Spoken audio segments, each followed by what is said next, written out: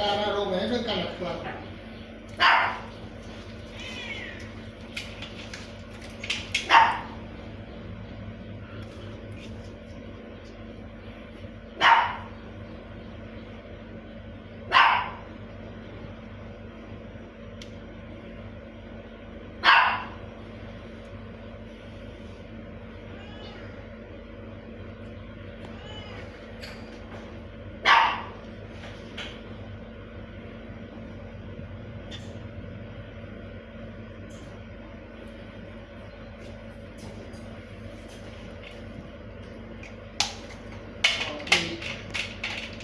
ពី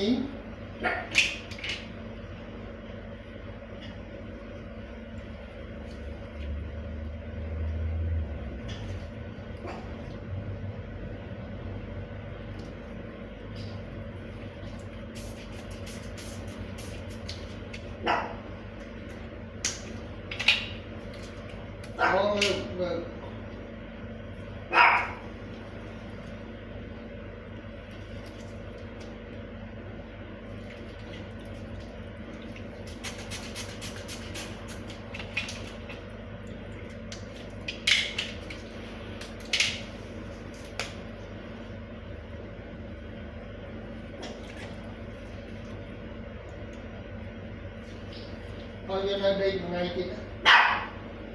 មើលលោកគ្រូកូនខ្ញុំកក់50សម្រាប់វាដេក2ថ្ងៃឯងអត់តែពូនឹងយើងតាមជាក់ដៃពូចាំពីដល់ថ្ងៃហ្នឹងយើងស៊ីសងគ្នាពូចេះចាំនិយាយដល់ថ្ងៃ20ហ្នឹងបុកសរុបទាំងឆ្នាំទាំងអីផ្លែទាំងអស់ហើយចាពូដោយសារយើងគិតនៅសរុប10រៀលស្នាក់នៅ10រៀលហើយខាងចាក់មួយថ្ងៃ2ដង120រៀលអញ្ចឹង26ចាមកយកមួយថ្ងៃអញ្ចឹងមកយកមួយថ្ងៃហើយថ្ងៃនេះឲ្យដេកថ្ងៃទៀតចាំមើលព្រឹកស្អែកទៅពូណាបាទចាំស្អែកចាំមើលគិតសំខាន់គឺវាស៊ីចំណីបានយើងនិយាយទៅបាទស៊ីចំណីបានគឺ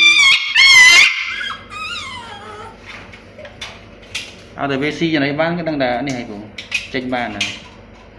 តែឡើយអត់ទាន់ស៊ីវាអត់ខាត់មក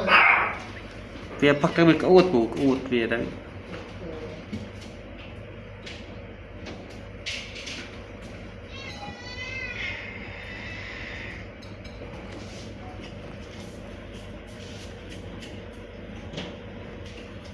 ពី